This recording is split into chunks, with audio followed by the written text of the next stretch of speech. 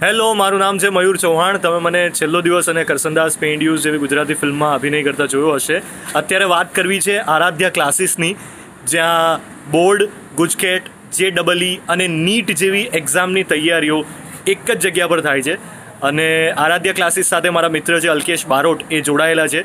તો એમને ખૂબ ખૂબ શુભકામનાઓ અને join Aaradhya classes. Thank you. Hello बच्चों, कैसे हो? Hope you all are very fine. I welcome you all again from entire family of Aaradhya classes. हम लोग चैप्टर नंबर 3 की बात कर रहे हैं. चैप्टर नंबर 3 के अंदर कुछ 2 या 3 लेक्चर्स का कंटेंट बाकी रह गया है, उसको हम ख़त्म कर लेते हैं. ठीक है, क्वेश्चन नंबर 48 तक हम लोगों ने कवर कर लिया था. बच्चों एक चीज़ खास ध्यान रखो, मैं थियोरी, एनसीईआरटी की एक्सरसाइज और इन टेक्स्ट क्वेश्चंस जो भी मुझे इंपॉर्टेंट लग रहा है उसको साइमल्टेनियसली ही कवर करा रहा हूँ. तो आप ऐसा मत समझिएगा कि खाली थियोरी पॉइंट कवर हो रहा है. इसके साथ साथ मैं एक्सरसाइज और इन टेक्स्ट को अंदर ही मिक्स करता चल रहा हूँ. वो सबसे आसान रहेगा आपके लिए समझने का. बराबर. हम लोग क्वेश्चन नंबर 47 तक कंप्लीट कर चुके हैं. अब हमें क्वेश्चन नंबर 48 के बारे में समझना है. Question number 48 is, what is electron gain enthalpy when its value becomes positive and when its value becomes negative. चलिए, question number 48, what is electron gain enthalpy. हमें electron gain enthalpy के बारे में समझना है कि भाई electron gain enthalpy क्या है. इसको हम डेल्टा EG H के नाम से दिखाते हैं. बराबर. और हमें ऐसा भी बोलना है कि ये कब पॉजिटिव होता है और कब नेगेटिव होता है. चलिए समझते हैं. सबसे पहले डेफिनेशन. तो इलेक्ट्रॉन गेन एंथैल्पी की डेफिनेशन क्या है? The energy change accompanied when one electron is added to gaseous atom. one electron is added to neutral gaseous atom. Add कर दीजिए वर्ड को. ठीक है, one electron is added to neutral gaseous atom. जब हम neutral gaseous atom के अंदर एक इलेक्ट्रोड ऐड करते हैं तब जो अमाउंट ऑफ एनर्जी चेंज आता है उसको हम बोलते हैं इलेक्ट्रॉन गेन एंथैल्पी. इसका जो बच्चों सिंबल है वो है delta EGH, where delta EG stands for electron gain. तो whenever an atom gains the electron, whatever amount of energy change is happening is known as electron gain enthalpy. ठीक है, देखिए electron gain enthalpy जो है वो दिखाता है ease of adding an electron.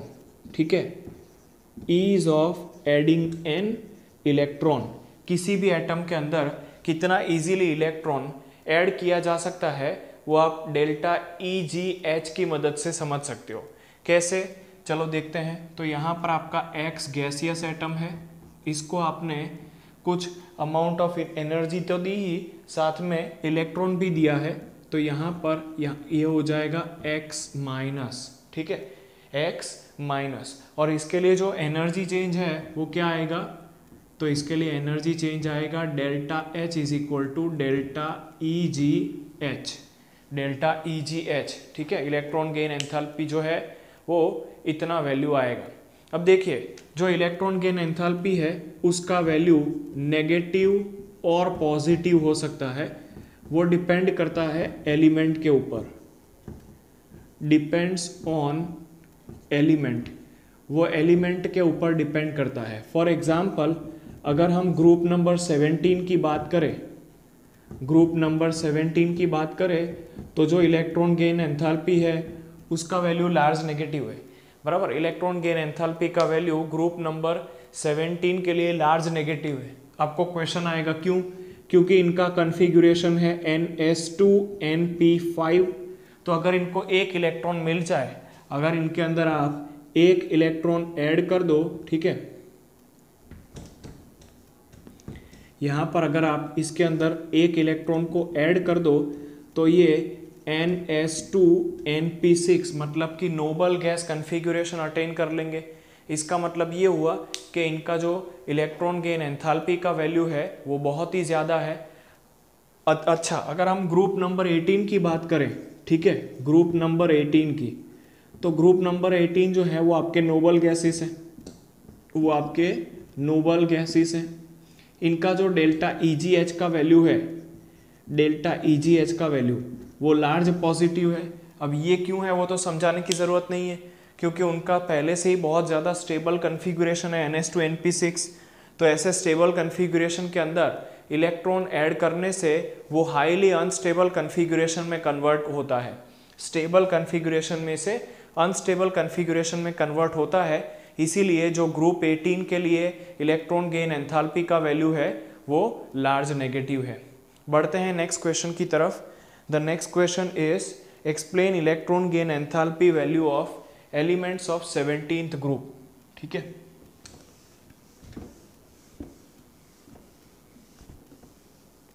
Page थोड़ा ऊपर कर दो। हम क्वेश्चन नंबर 17 की तरफ बढ़ते हैं, which is electron gain enthalpy of 17th group. हमें 17th ग्रुप के लिए इलेक्ट्रॉन गेन एंथैल्पी का वैल्यू जो है वो देखना है। इलेक्ट्रॉन क्वेश्चन नंबर है आपका 49। एक्सप्लेन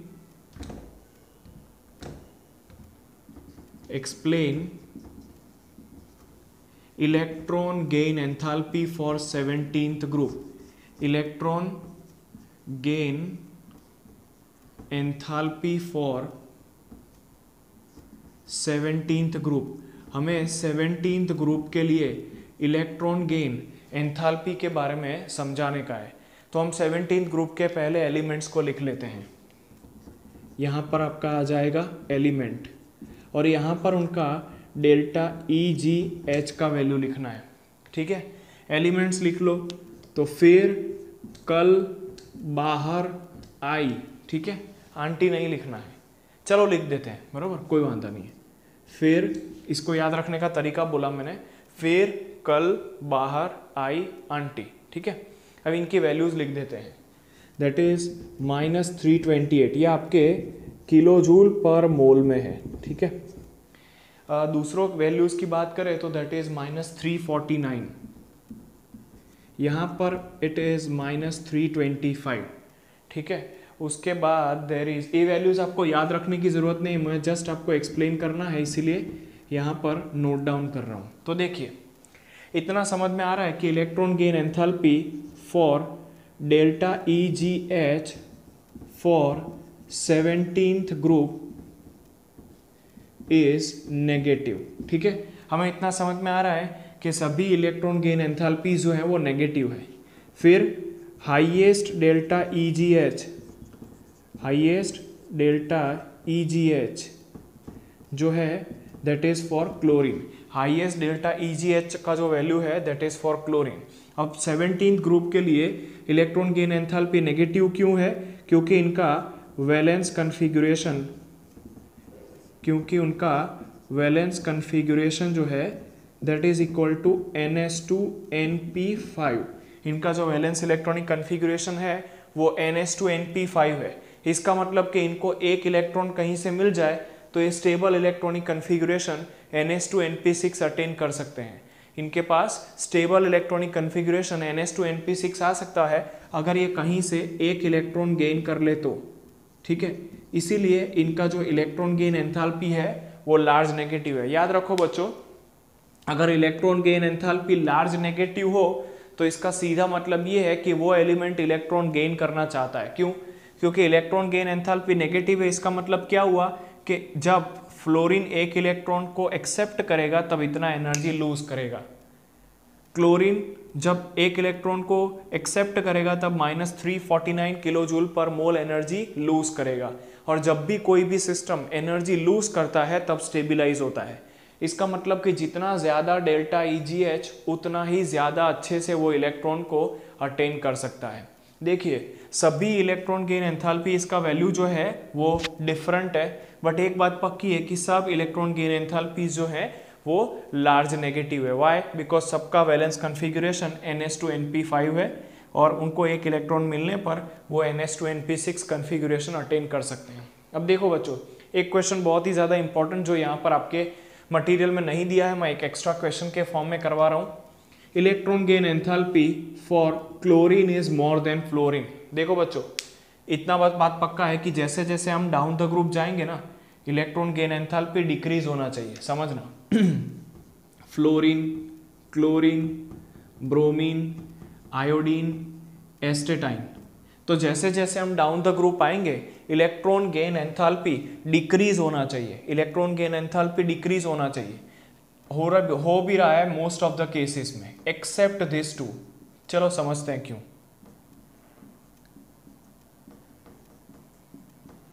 तो देखो, अगर आप ध्यान से देखो तो इन दोनों के अंदर एनोमलस ट्रेंड है। फ्लोरीन से क्लोरीन पे जाने पे इलेक्ट्रॉन गेन एंथैल्पी बढ़ रही है instead of decreasing. Why? Let us see. एक इंपॉर्टेंट क्वेश्चन है बच्चों, समझना कि why electron gain enthalpy of chlorine is more than fluorine. Although we are knowing कि electronegativity of fluorine is more than chlorine, but still electron gain enthalpy is the reverse trend. Let us understand why. तो बच्चा लोग, हम लोग अगर fluorine की बात कर रहे हैं तो फ्लोरीन के केस में आपको पता है कि अगर कोई भी इलेक्ट्रॉन ऐड होगा तो वो सेकेंड नंबर की शेल में होगा, है ना। जिन लोगों को नहीं समझ में आ रहा है ना, वो उनका इलेक्ट्रॉनिक कन्फिग्यूरेशन लिखो फ्लोरीन का। तो फ्लोरीन के अंदर, क्योंकि फ्लोरीन का कन्फिग्यूरेशन है 2s2 2p5, 1s2 2s2 2p5, तो अगर आप इसके अंदर 5 इलेक्ट्रॉन तो है ही बराबर, सेकेंड नंबर की शेल 2s2 2p5, तो मतलब कि 7 इलेक्ट्रॉन से 4 5 6 7। अब एक और इलेक्ट्रॉन ऐड करना है तो यहां पर एक और इलेक्ट्रॉन ऐड करना मुश्किल है, डिफिकल्ट है। क्यों? क्योंकि वो ऑलरेडी प्रेजेंट 2 नंबर की शेल के अंदर, 2 मतलब 2s2 2p5, तो 2p5 शेल के अंदर या 2s2 2p5 2 नंबर की शेल के अंदर जो इलेक्ट्रॉन्स है उसको ऐड करना मुश्किल होगा। क्यों? क्योंकि वो ऑलरेडी प्रेजेंट इलेक्ट्रॉन से बहुत ही ज़्यादा रिपल्शन एक्सपीरियंस करेगा। देखिए 2p का एरिया काफ़ी स्मॉल है, ये चीज़ क्लोरीन में नहीं होगी, ये फ्लोरीन का केस है। अब भी अगर हम क्लोरीन की बात करें तो ये चीज़ नहीं होने वाली है, समझना क्यों। क्योंकि वहाँ पर आपका सेकेंड नंबर का शेल तो कंप्लीट ही है,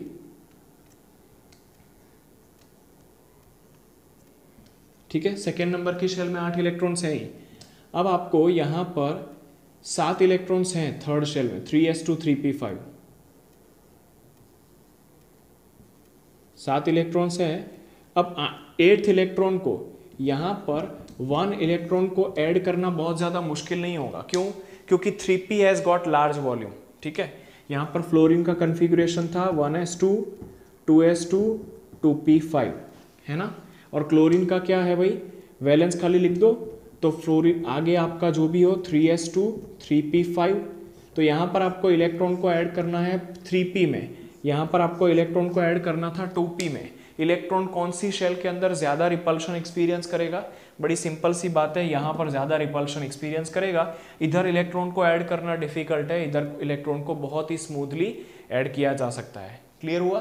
तो यहाँ पे मैंने आपको एक्सप्लेन कर दिया why electron gain enthalpy of chlorine is more than fluorine. इसका मतलब ये हुआ कि क्लोरीन इलेक्ट्रॉन को आसानी से खुद के अंदर बिठा सकता है कंपेयर टू फ्लोरीन। चलिए बढ़ते हैं नेक्स्ट क्वेश्चन की तरफ, विच is question number 50।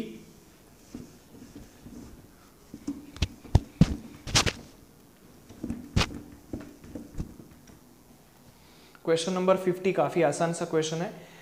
Explain the value of electron gain enthalpy of noble gases, ठीक है।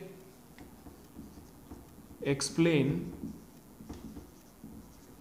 डेल्टा EGH फॉर, यहां पर E मुझे स्मॉल लिखना चाहिए, for noble gases.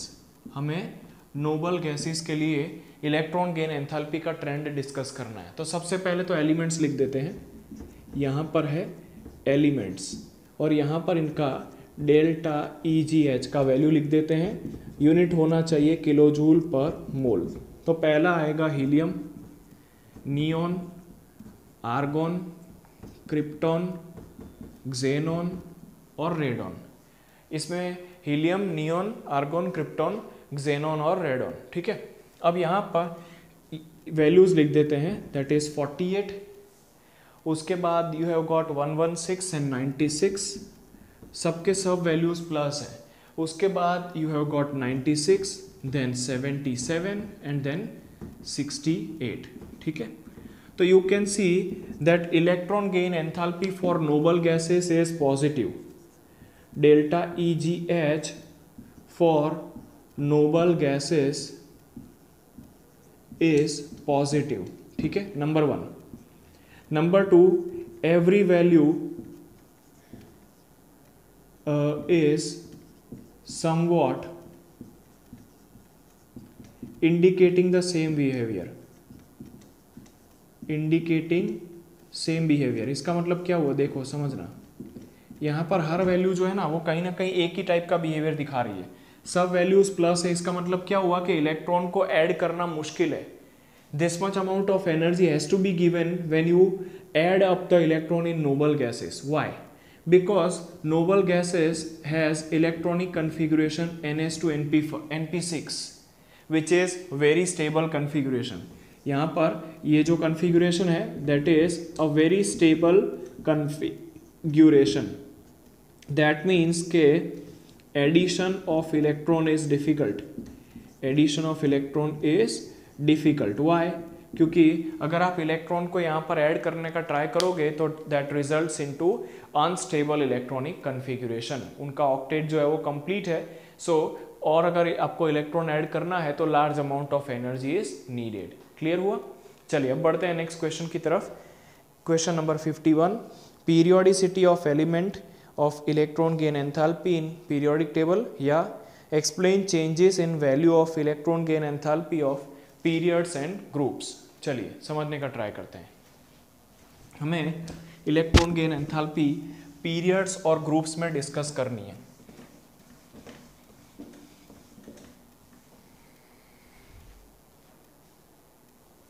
Question number is 51, ठीक है।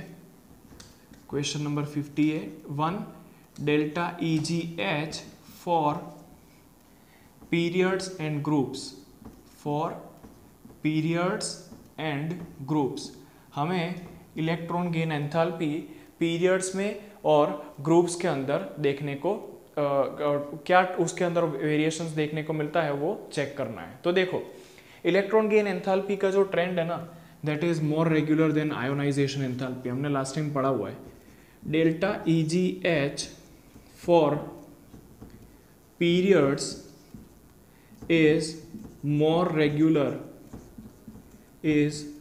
रेगुलर देन ग्रुप, देन या आयोनाइजेशन एनर्जी लिख दीजिए, देन आयोनाइजेशन एनर्जी। जो डेल्टा EG का ट्रेंड है वो यहाँ पर ज़्यादा रेगुलर है कंपेयर टू आयोनाइजेशन एंथैल्पी, ठीक है। अगर हम पीरियड की बात करें तो अलोंग द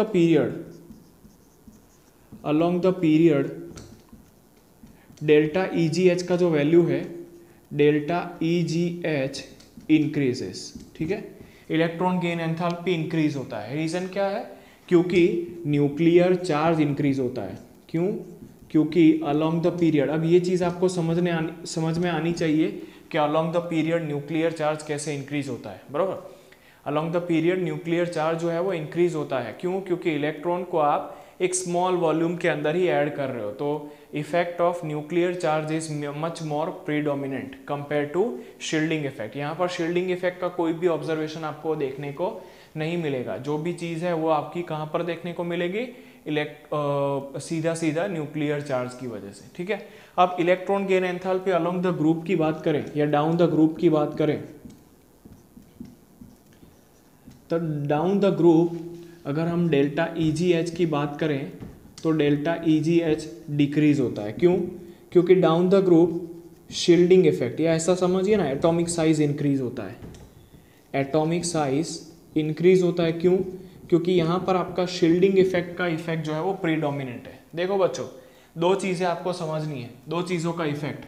पहला है न्यूक्लियर चार्ज। न्यूक्लियर चार्ज मतलब जैसे जैसे हम आगे बढ़ेंगे एटम का नंबर बढ़ेगा, ऐसे ऐसे नंबर ऑफ प्रोटॉन्स बढ़ेंगे, पहला चीज़। और दूसरा चीज़ जो है that is about shielding effect. इन दोनों में से जिसका इफेक्ट ज़्यादा होगा वो डिसाइड करेगा कि भाई ये आपका डेल्टा EGH का वैल्यू बढ़ेगा या कम होगा। अब down the group nuclear charge की कंपैरिजन में शील्डिंग इफेक्ट ज़्यादा प्रीडोमिनेट होता है, ज़्यादा इफेक्टिव होता है। तो क्या होगा, down the group delta EGH decrease होगा। क्यों? क्योंकि एटॉमिक साइज जो है वो डाउन द ग्रुप इंक्रीज होती है।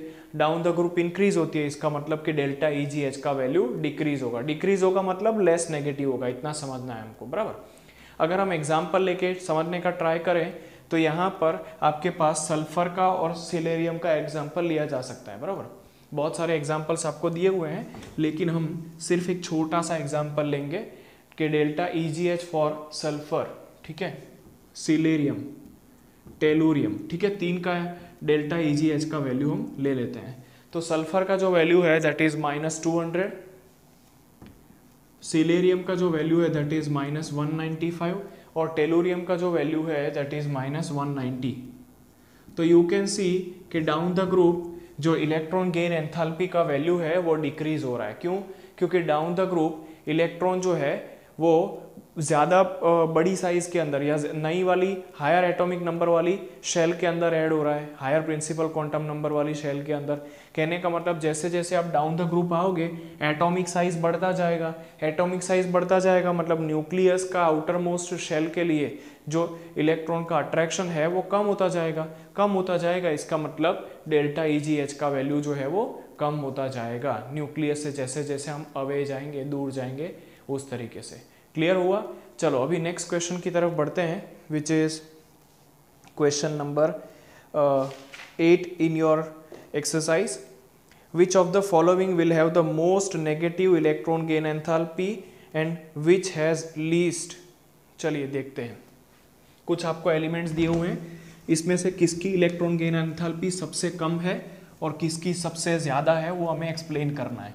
देखिए मैं बहुत ही ज़्यादा क्वेश्चंस को शॉर्ट करके बहुत ही इजी वे में आपको समझा रहा हूँ। आप अगर लेक्चर देखते देखते नोट्स बनाते जाएंगे तो काफ़ी आसान होगा आपके लिए, ठीक है। यहाँ पर आपको कुछ एलिमेंट्स दिए हुए हैं, कौन कौन से एलिमेंट्स हैं? तो पहला है फॉस्फोरस, सल्फर, क्लोरीन और फ्लोरीन। हमें पूछा है कि delta EGH electron gain enthalpy किसके लिए सबसे कम होगी और किसके लिए सबसे ज़्यादा होगी। तो देखो आपको पता है कि इलेक्ट्रॉन गेन एंथैल्पी जो है वो हैलोजेंस के लिए मैक्सिमम होती है, ग्रुप नंबर 17। तो फॉस्फोरस, सल्फर, क्लोरीन, फ्लोरीन में से इलेक्ट्रॉन गेन एंथैल्पी क्लोरीन और फ्लोरीन की सबसे ज़्यादा होगी, ठीक है, क्लोरीन और फ्लोरीन की। But delta EGH for chlorine, delta EGH for chlorine is more negative than fluorine, more negative than fluorine। समझना, अभी मैंने आपको क्वेश्चन समझाया जस्ट 5-10 मिनट पहले कि electron gain enthalpy of chlorine is much more negative than that of fluorine. Why? देखिए यहाँ पर वही चीज़ आ रही है, फॉस्फोरस, सल्फर, क्लोरीन और फ्लोरीन में से सबसे ज़्यादा इलेक्ट्रॉन गेन एंथैल्पी जो है वो क्लोरीन और फ्लोरीन की ही आएगी। इसको आप ऐसे भी समझ सकते हैं कि जैसे जैसे आप पीरियड के अंदर आगे जाएंगे ऐसे ऐसे इलेक्ट्रॉन गेन एंथैल्पी बढ़ती जाएगी। ये दोनों जो है वो 17th ग्रुप के एलिमेंट है, मतलब इन दोनों के लिए इलेक्ट्रॉन गेन एंथैल्पी मैक्सिमम होगी, लेकिन इन दोनों में से क्लोरीन के लिए और भी ज़्यादा नेगेटिव होगी। मैक्सिमम का मतलब है लार्ज नेगेटिव वैल्यू, हाँ इतना समझना है यहाँ पे। तो यहाँ पर लार्ज नेगेटिव वैल्यू जो है वो क्लोरीन के लिए आएगी, ना कि फ्लोरीन के लिए। क्यों?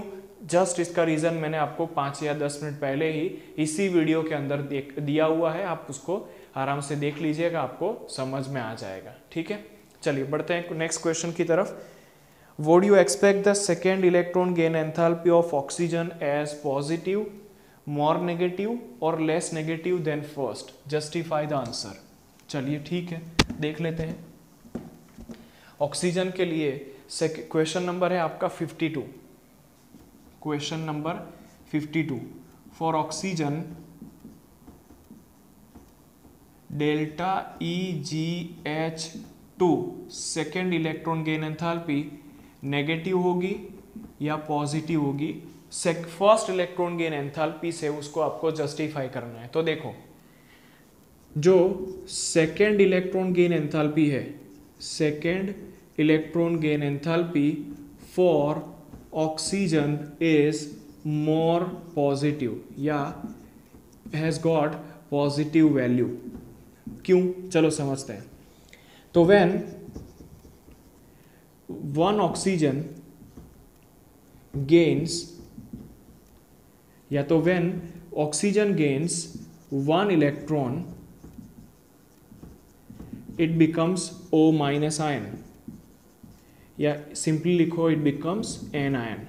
जब ऑक्सीजन इलेक्ट्रॉन को गेन करता है तब वो किस में कन्वर्ट हो जाता है, एन आयन के अंदर। Now if we add electron,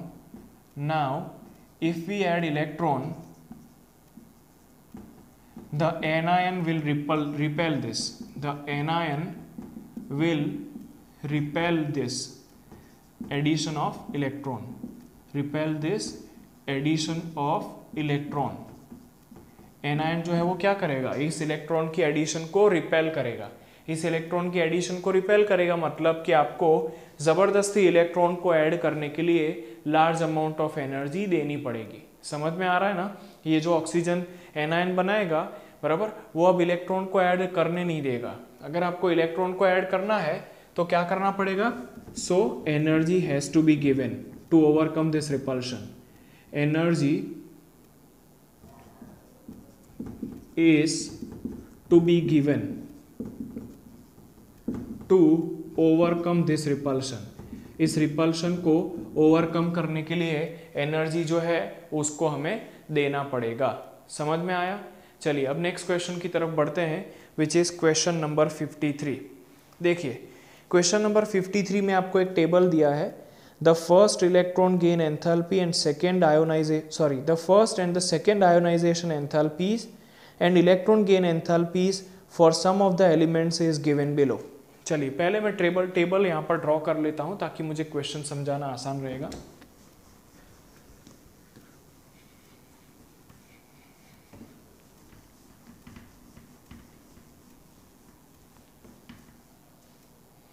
यहाँ पर आपको क्वेश्चन नंबर 53 दिया है। क्वेश्चन नंबर 53 के अंदर कुछ एलिमेंट्स के हमें first ionization energies, second ionization energies और इलेक्ट्रॉन गेन एंथैल्पी दिया हुआ है। तो यहाँ पर हम लिख देते हैं एलिमेंट्स, ठीक है। यहाँ पर हम लिख देते हैं delta H I ionization energy, ठीक है, डेल्टा एच। यहाँ पर आपको दो आयोनाइजेशन एनर्जीज का वैल्यू दिया है, जिसको मैं डेल्टा एच आई 1 लिखता हूँ, इसको मैं डेल्टा एच आई 2 लिखता हूँ, और यहाँ पर हम बोलते हैं डेल्टा ई जी एच। अब बच्चों मैं आगे बढ़ूँ इसके पहले मैं इन दोनों के बारे में आपको समझा दूँ। आयोनाइजेशन एनर्जीज हमेशा मेटल का देखा जाता है, याद रखना, और इलेक्ट्रॉन गेन एंथैल्पी जो है वो हमेशा नॉन मेटल का देखा जाता है। किसी भी मेटल का रिएक्टिविटी उसके आयोनाइजेशन एनर्जी से पता चलता है, और किसी भी नॉन मेटल का रिएक्टिविटी उसके डेल्टा ई जी एच से पता चलता है। ये दोनों जितने कम मेटल उतना ज़्यादा रिएक्टिव होता है, ये जितना लार्ज नेगेटिव वो उतना नॉन मेटल ज़्यादा एक्टिव होता है। समझ में आ रहा है। अब एलिमेंट्स लिख देते हैं। कुछ हमें 6 एलिमेंट्स दिए हुए हैं यहाँ पे, एलिमेंट 1, 2, 3, 4, 5 और 6। वैल्यूज लिख देते हैं 520, 7300, 520, 7300 एंड इट इज -60। उसके बाद आपको दिया है 419, 3051, 419, 3051 एंड देन आपको दिया है -48। चलिए ठीक है। उसके बाद थर्ड वैल्यू की बात की जाए तो इट इज 1681, 3374, 1681। उसके बाद है आपका 3374 और -326। फोर्थ के अंदर आपको दिया है 1008, 1846। उसके बाद है -295। फिफ्थ के अंदर यहाँ पर है 2372, यहाँ पर है 768, यहाँ पर है 5251 और यहाँ पर है 1451। फिर यहाँ पर है +48 और यहाँ पर है -40। बरोबर। अब हमें कुछ क्वेश्चंस पूछे हैं, ठीक है। मैं आपको इसका आंसर ओरली बताता जाऊंगा। हाँ, देखना, आपका ध्यान बुक में भी होना चाहिए और इस टेबल के ऊपर भी होना चाहिए। पहला क्वेश्चन है first the least reactive element. आपको यहाँ पर सबसे कम रिएक्टिव एलिमेंट के बारे में समझना है। तो देखो रिएक्टिविटी दो तरीके से हो सकती है। मेटल के लिए जो रिएक्टिविटी है वो इलेक्ट्रॉन डोनेट करने के टर्म्स में एक्सप्लेन होगी, और नॉन मेटल के लिए रिएक्टिविटी इलेक्ट्रॉन को एक्सेप्ट करने के टर्म में होगी। तो सबसे कम रिएक्टिव एलिमेंट कौन सा है? ये रहा, देखो ये नोबल गैस है। मुझे कैसे पता चला? तो सबसे पहले तो देखिए ये इसकी इलेक्ट्रॉन गेन एंथैल्पी पॉजिटिव है, मतलब ये इलेक्ट्रॉन गेन करना नहीं चाहता। इसकी फर्स्ट और सेकेंड आयोनाइजेशन एनर्जीज दोनों बहुत ज़्यादा हाई है, मतलब ना ये इलेक्ट्रॉन गेन करना चाहता है ना लूज करना चाहता है। तो ये नोबल गैस होना चाहिए, सबसे कम रिएक्टिव है। दूसरा क्वेश्चन ये पूछा है कि मोस्ट रिएक्टिव एलिमेंट, ठीक है, सॉरी मोस्ट रिएक्टिव मेटल। तो देखो मैंने क्या बोला था, मेटल हो तो आयोनाइजेशन एनर्जी देखो, रिएक्टिव मतलब सबसे कम आयोनाइजेशन एनर्जी किसकी है? सेकेंड वाले की, ठीक है, सेकेंड वाले की। तो सेकेंड जो है वो सबसे ज्यादा रिएक्टिव मेटल होगा, ठीक है। अब थर्ड क्वेश्चन आपको पूछा है मोस्ट रिएक्टिव नॉन मेटल, ठीक है, मोस्ट रिएक्टिव नॉन मेटल। तो देखो नॉन मेटल के लिए आपको डेल्टा EgH का वैल्यू देखना है, जिसके लिए सबसे ज्यादा वो मोस्ट रिएक्टिव नॉन मेटल होगा। तो सबसे ज्यादा डेल्टा EgH का वैल्यू नेगेटिव के अंदर थर्ड एलिमेंट के लिए है। तो ये जो थर्ड एलिमेंट है ना वो मोस्ट रिएक्टिव नॉन मेटल होगा, बराबर। उसके बाद आता है लीस्ट रिएक्टिव नॉन मेटल, ठीक है। तो सबसे कम रिएक्टिव नॉन मेटल कौन सा आएगा? तो देखो नॉन मेटल के लिए आपको सिर्फ और सिर्फ डेल्टा EgH का वैल्यू देखना है। ये तो सब मेटल्स हैं, देखिए ये और ये सभी सब मेटल्स हैं। कैसे पता चला? इनके फर्स्ट आयोनाइजेशन एनर्जीज देखिए बहुत ही ज़्यादा है, बहुत ही कम है। इसका मतलब ये लास्ट वाला फर्स्ट और जो सेकंड है वो तो मेटल है। तो उसके बाद बचा कौन? ये वाला जो फोर्थ एलिमेंट है वो सबसे लीस्ट रिएक्टिव नॉन मेटल होगा। क्यों? क्योंकि यहाँ पर फर्स्ट सेकेंड और लास्ट तो मेटल है। कैसे पता चला? इनकी देखिए फर्स्ट आयोनाइजेशन एनर्जीज काफ़ी कम है, ठीक है। अब उसके बाद हमें पूछा है कि ऐसा मेटल बताओ जो MX2 टाइप का डायहैलाइड बनाता हो, जो MX2 टाइप का डायहैलाइड बनाता हो। समझना, MX2 बनाना हो तो मेटल को M+2 स्टेट में होना चाहिए। MX2 बनाना हो तो मेटल को M+2 स्टेट में होना चाहिए, मतलब उसका फर्स्ट और सेकेंड दोनों आयोनाइजेशन एनर्जीज कम होना चाहिए। यहाँ पर फर्स्ट आयोनाइजेशन एनर्जी कहाँ पर कम है? देखो तो फर्स्ट आयोनाइजेशन एनर्जी जो है वो यहाँ पर कम है, ठीक है।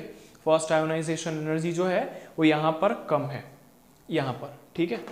और सेकेंड आयोनाइजेशन एनर्जी वो भी यहाँ पर कम है। तो इसका मतलब कि जो लास्ट वाला एलिमेंट होगा वो MX2 टाइप का कंपाउंड बनाएगा। समझना, इन दोनों, इसकी एनर्जी सबसे कम है लेकिन सेकेंड आयोनाइजेशन एनर्जी देखिए इससे 7 गुना या 8 गुना ज़्यादा है, तो वो काम में नहीं आएगा। यहाँ पर इसकी फर्स्ट आयोनाइजेशन एनर्जी भी कम है, मतलब M+1 बन सकता है, और सेकेंड आयोनाइजेशन एनर्जी भी कम है, मतलब कि M+2 बन सकता है। तो ये जो एलिमेंट है 6th नंबर का वो आपका MX2 टाइप का डायहैलाइड बना सकता है। अब हमें क्वेश्चन पूछा है 6th वाला कि MX टाइप का डायहैलाइड कौन बनाएगा? MX, ठीक है। अब हमें पूछा है कि भाई MX टाइप का डायहैलाइड कौन बनाएगा? MX। तो MX टाइप का डायहैलाइड वो बना सकता है जिसकी अंदर ऑक्सीडेशन स्टेट जो है वो M+1 देखने को मिले, M+1। M+2 की वैल्यू बहुत ज़्यादा हो वो भी हो सकता है। तो देखिए इसका आंसर ये होगा। क्यों? क्योंकि इसके अंदर +1 के लिए आपको 520 किलोजूल पर मोल एनर्जी चाहिए, और सेकेंड के लिए इट इज 7300। ये अल्कली मेटल्स होने चाहिए। समझ में आ रहा है? ये अल्कली मेटल्स होने चाहिए क्योंकि इसकी जो स्टेट है वो एक्सक्लूसिवली +1 ऑक्सीडेशन स्टेट की तरफ इशारा कर रही है। इसके लिए सेकेंड ऑक्सीडेशन स्टेट जो है वो पॉसिबल होगा ही नहीं, क्योंकि यहाँ पर अमाउंट ऑफ एनर्जी जो रिक्वायर्ड है वो बहुत ही ज़्यादा है, ठीक है। इफ़ पॉसिबल स्क्रीनशॉट ले लीजिए इसका, फिर मैं चलता हूँ आगे। आगे का question is difference between the electron gain enthalpy and electronegativity. बहुत ही important question.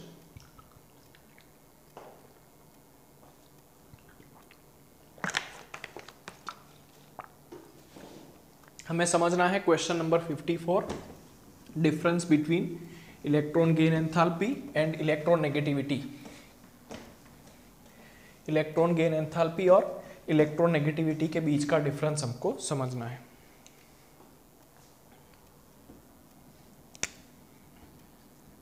Difference between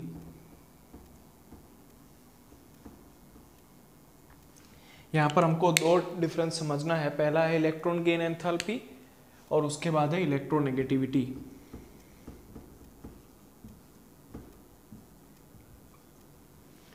electron gain enthalpy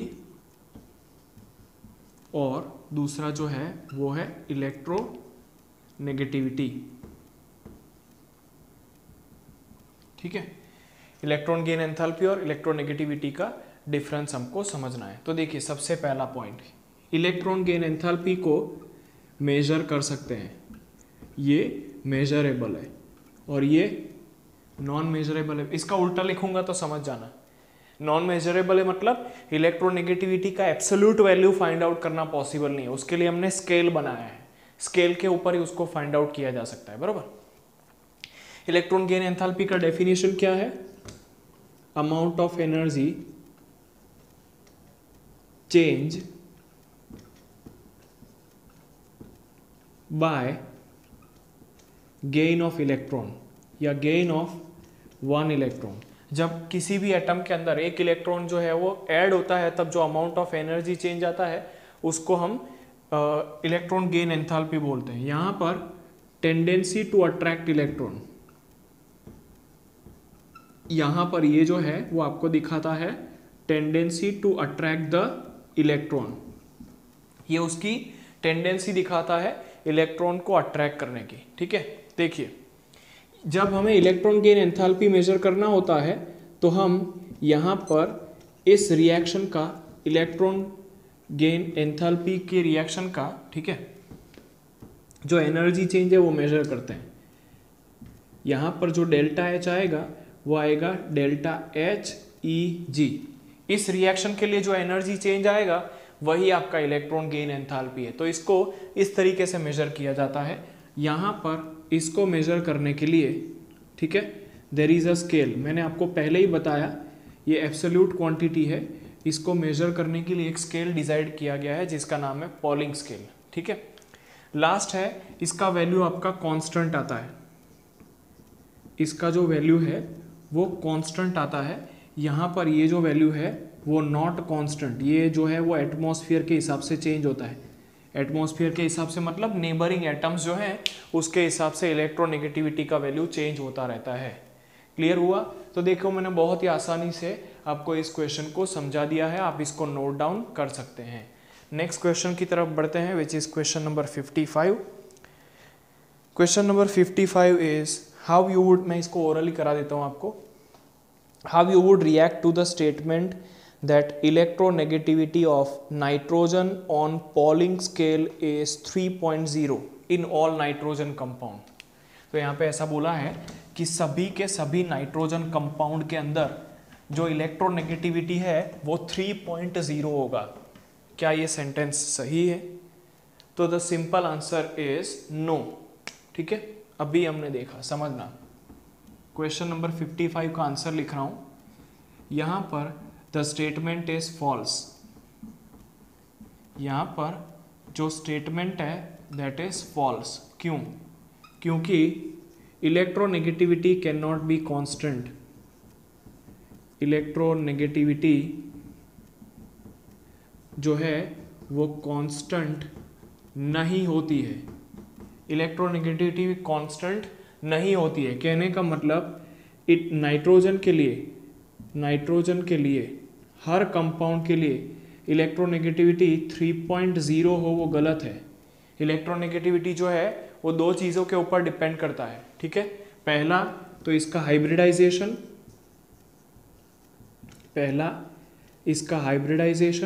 और दूसरा है नेबरिंग एनवायरनमेंट या तो नेबरिंग एटम्स। जो इलेक्ट्रोनेगेटिविटी का वैल्यू है वो हाइब्रिडाइजेशन के ऊपर और नेबरिंग एटम्स के ऊपर डिपेंड करता है। कहने का मतलब नाइट्रोजन का इलेक्ट्रोनेगेटिविटी 3.0 है हर कंपाउंड्स के अंदर, वो कहना गलत है। This statement is wrong. ठीक है, चलिए बढ़ते हैं नेक्स्ट क्वेश्चन की तरफ, विच is question number 56। What is electronegativity? Explain it's periodicity in periodic table. तो हमें सबसे पहले इलेक्ट्रोनेगेटिविटी के बारे में बताना है। कि इलेक्ट्रोनेगेटिविटी क्या होता है।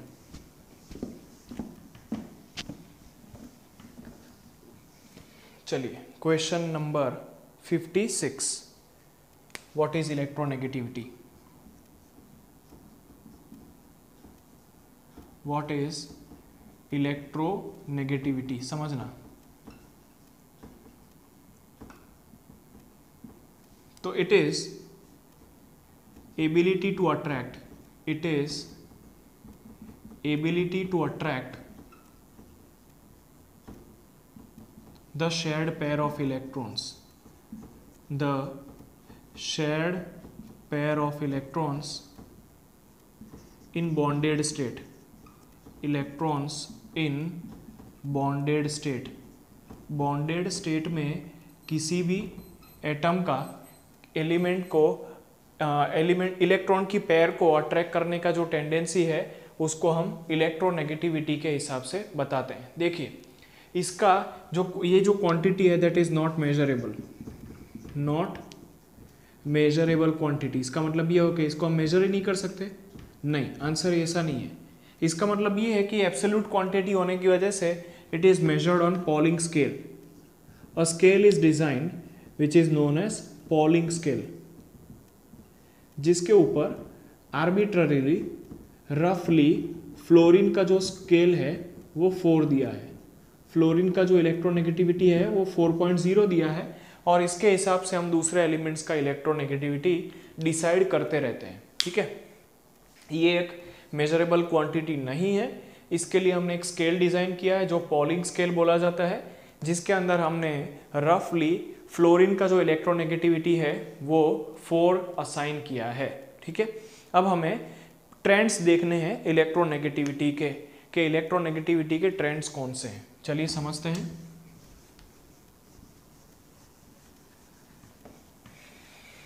इलेक्ट्रोनेगेटिविटी के ट्रेंड्स, तो सबसे पहले जो हम ट्रेंड समझेंगे वो है डाउन द ग्रुप।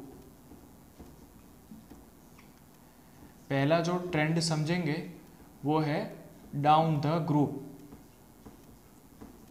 इलेक्ट्रोनेगेटिविटी का जो ट्रेंड है उसको समझेंगे डाउन द ग्रुप। तो देखो इलेक्ट्रोनेगेटिविटी डाउन द ग्रुप जो है वो क्या होती है, डिक्रीज होती जाती है। ठीक है, पहले electronegativity down along the period समझ लेते हैं ताकि डाउन द ग्रुप समझना आसान होगा। अलोंग द पीरियड, ठीक है, तो अलोंग द पीरियड जो इलेक्ट्रोनेगेटिविटी है वो बढ़ती जाती है। Electronegativity along the period increase होती है। क्यों? क्योंकि along the period nuclear charge increase होता है, न्यूक्लियर चार्ज इंक्रीज होता है। कहने का मतलब अट्रैक्शन ऑफ न्यूक्लियस बढ़ता जाता है, अट्रैक्शन ऑफ न्यूक्लियस बढ़ता चला जाता है। न्यूक्लियस का आउटर मोस्ट इलेक्ट्रॉन्स के लिए जो अट्रैक्शन है वो बढ़ता चला जाता है, मतलब इलेक्ट्रोनेगेटिविटी जो है वो आपका अलोंग द पीरियड बढ़ता चला जाता है। जैसे आपको कुछ एग्जांपल्स दिए हुए हैं यहाँ पर, lithium, beryllium, boron, carbon, nitrogen, इनकी इलेक्ट्रोनेगेटिविटीज आपको दी हुई है। ये यहाँ पर 1 से स्टार्ट होता है, 1, 1.5, 2, 2.5, 3। तो you can see that electronegativity along the period increase हो रही है। अलोंग द पीरियड जो इलेक्ट्रोनेगेटिविटी है वो इंक्रीज हो रही है। अब हमें डाउन द ग्रुप बात करनी है, डाउन द ग्रुप। तो यहाँ पर आप इसी ट्रेंड के हिसाब से समझ सकते हैं। ठीक है, electronegativity down the group decrease होती है। इलेक्ट्रोनेगेटिविटी जो है वो डाउन द ग्रुप डिक्रीज होती है। क्यों? क्योंकि न्यूक्लियर चार्ज तो इंक्रीज होता है बट शील्डिंग इफेक्ट बढ़ती है। या यहाँ पर ऐसा, चलिए लिख ही देता हूँ तो कोई इशू ही नहीं रहा है। इलेक्ट्रोनेगेटिविटी डिक्रीज होती है, इलेक्ट्रोनेगेटिविटी यहाँ पर डिक्रीज होती है। क्यों?